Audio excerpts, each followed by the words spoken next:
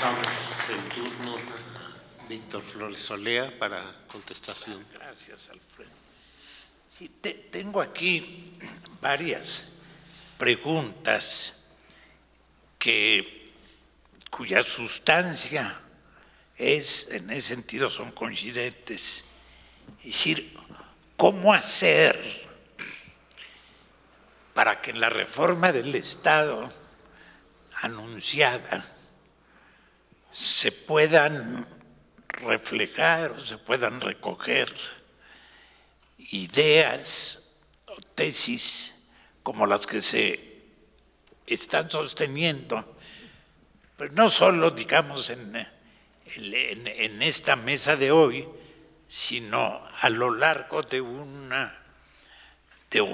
seminario, de un ciclo de conferencias como este?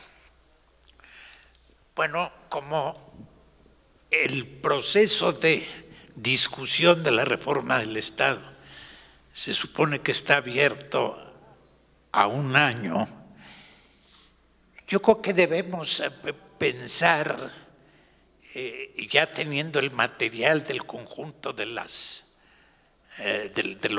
ponentes de estas mesas redondas, cómo hacer una síntesis adecuada y hacerla llegar a los legisladores que están trabajando en la reforma del Estado. Yo creo que hay voces autorizadas en el conjunto del ciclo al que estamos asistiendo, que tendrán peso ante los legisladores y partidos políticos que van a intervenir en la reforma del Estado, hablando del procedimiento mismo legislativo para que se deberá llevar a cabo para la discusión de la reforma del Estado. Pero yo creo que todo lo que podamos hacer además, con las gentes que están aquí presentes en el ciclo y muchas otras que coinciden esencialmente en estos puntos de vista y además interesados en la cuestión educativa, yo creo que el tema de la discusión pública, de la difusión, del debate público es extraordinariamente importante. Yo creo que sí ha habido un avance que es innegable, no en todos los terrenos, pero sí, por ejemplo, el de la prensa escrita. Sí ha habido un avance innegable en México. Es de todos modos hoy la apertura mayor, la receptividad mayor y la convicción de que el debate público en determinada prensa o en la prensa en general sí trasciende y es atendida de algún modo por los responsables de gobierno en distintas esferas. Bueno, yo creo que todos los canales que puedan utilizarse para desarrollar primero y presentar este tipo de ideas deben ser utilizados. Yo creo que como este ciclo de conferencias habrá otros en la universidad, en otros organismos o asociaciones, y el conjunto de estas ideas yo creo que puede tener una influencia en quienes intervienen directamente en el procedimiento de la reforma del Estado. En una de las preguntas se hace mención a la problemática concretamente de la ciencia. Yo creo que es muy pertinente. Yo creo que si algo ha faltado en México, y no obstante que la Universidad Nacional, por razones, digamos, de su autonomía y de su vocación y de su concentración de especialistas en inteligencia, por supuesto que en México hay un desarrollo científico y tecnológico importante, sobre todo con base en la UNAM, como no podría ser de otro modo. Pero al mismo tiempo vemos que se procuran recortar los presupuestos para ciencia y desarrollo educativo, inclusive en la Universidad Nacional o empezando por la Universidad Nacional. Es decir, todavía no se logra en México el establecimiento del desarrollo científico y educativo como una política de Estado absolutamente firme e inamovible. Yo creo que el empuje de las opiniones debe ser en ese sentido. Hay países que, digamos, que son equivalentes al nuestro en materia de desarrollo científico, tecnológico, y que han logrado avances científicos que yo creo que son muy superiores a los de México, y es precisamente porque se han incorporado estos objetivos, este desarrollo de la ciencia y las tecnologías, como políticas de Estado fundamentales. Me refiero, por ejemplo, a la India, ejemplos hacia el paso, a la India en Brasil, y que tienen dimensiones de desarrollo realmente extraordinario, porque hace 20 o 30 años han hecho una inversión sin pichicatería, sin recortes, verdaderamente extraordinaria, justamente para dar este refuerzo y para hacer de estos países con altos niveles de desarrollo, concretamente en el campo de la ciencia y la tecnología. Y esto ha faltado en México. En la universidad se ha hecho mucho, bueno, por su autonomía y por su capacidad de concentración de especialistas, etcétera, pero no ha tenido un apoyo especial, digamos, del gobierno para que haya un desarrollo científico extraordinario en el país. Y yo creo que este es uno de los reclamos profundos que en el campo educativo deben hacerse.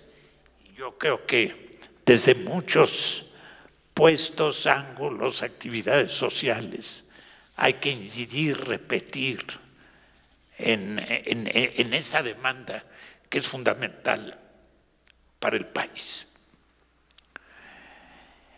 En otra pregunta, si se me dice, entonces la jerarquía eclesiástica está en favor del neoliberalismo globalizador y en contra de la izquierda de México y en América Latina. Cuando yo escribí esto en mi ponencia, digamos, reflexioné 2 veces, pero lo escribí porque es así, porque todos los días se nos muestra que en la alta jerarquía, no quiero hablar yo de totalidades o de porcentajes de 100%, sino como tendencias esenciales, siguen estando en favor de las élites gobernantes. Y entonces, en nuestro caso, en lo económico y en lo político, coinciden también plenamente con las corrientes más conservadoras, neoliberales, con el punto del desarrollo del capitalismo actual. No así en la Iglesia de contacto popular. Yo creo que siempre ha ocurrido en la historia esto. Yo creo que desde la independencia de México hemos visto las excepciones y los grandes combatientes liberales también desde el lado del clero. En las altas jerarquías, la excepción, pero en el conjunto, en el cuerpo de la Iglesia, sobre todo en la Iglesia más vinculada con el pueblo y con una vocación pastoral más definida y más abierta, específica, ha habido esta ruptura. No es monolítica tampoco la Iglesia. Cuando hablamos de un país plural y de la diversificación de nuestra sociedad en México hoy, yo creo que también podemos hablar esencialmente de esta diversidad, de esta pluralidad, dentro inclusive de jerarquías que pueden ser tan rígidas como las de la Iglesia. Hay opiniones encontradas y hay fuerzas, los vemos todos los días, que están con los reclamos populares, mientras otros, sobre todo los de la alta jerarquía, son plenamente coincidentes con las élites que gobiernan este país política y económicamente. Bueno, en otra pregunta se me dice, ¿cómo vamos a dar la batalla para que lo público siga siendo tal ante lo privado que avanza? Bueno, yo creo que en buena medida lo que he dicho antes también responde a esta pregunta, pero pienso yo que tal vez en el plano de la comunicación, en el plano de la información, que hemos ganado en el aspecto de la prensa escrita, que ha cambiado mucho en 30 o 40 años. Si no, aquí está también Gilberto Guevara, que nos lo puede decir, como en el año de 68 la prensa era absolutamente cerrada y absolutamente unilateral y monotemática. Recibía instrucciones gubernamentales que la orientaban. Hoy eso es inconcebible, por fortuna. Esta es una ganancia extraordinaria. Y yo creo que esto hay que defenderlo a toda costa. Pero es en la prensa y no en los medios electrónicos, no en la televisión. Aquí seguimos viviendo una situación lamentable de monopolios evidentemente coincidentes con los poderes dominantes, son parte de los poderes dominantes, son sus voceros fundamentales, son los creadores de la conciencia de la dominación y de la subordinación. Yo creo que todas las batallas que se lleven a cabo para romper esos monopolios, para diversificar los medios de comunicación electrónico en todos los niveles, será extraordinariamente importante y extraordinariamente saludable para el futuro democrático del país. Gracias.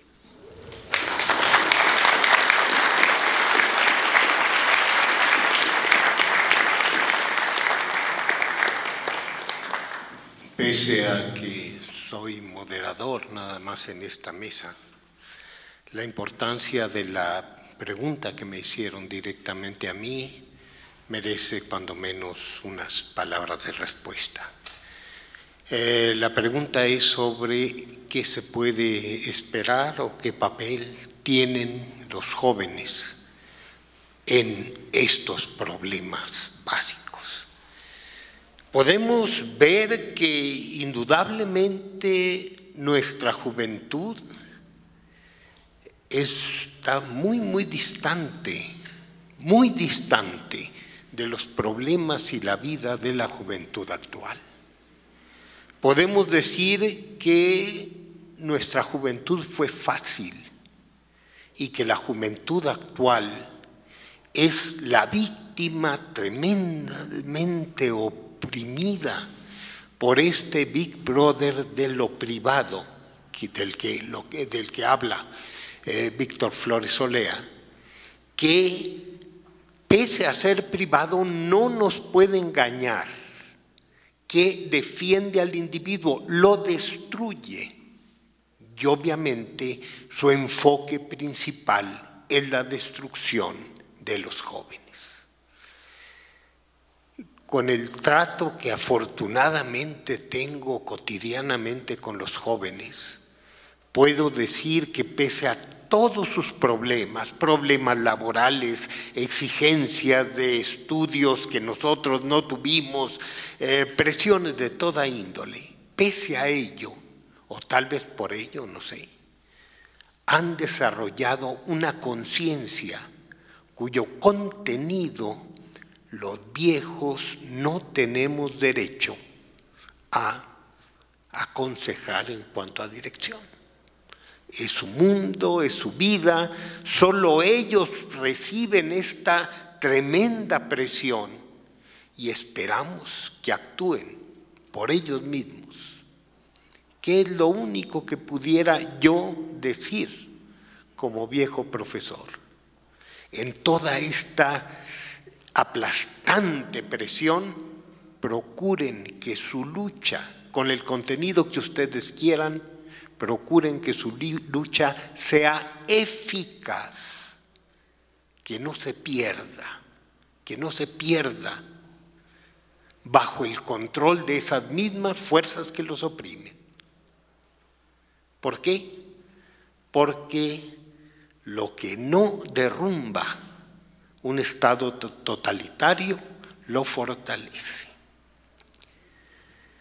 Es, creo, todo lo que tenemos que decir por ahora los integrantes de esta mesa, a nombre nuestro, a nombre de la Fundación.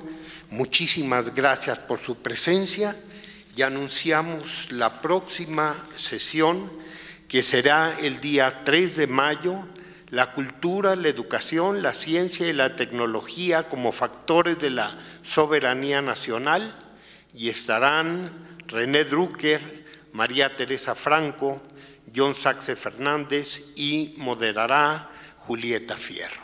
Muchas gracias a todos.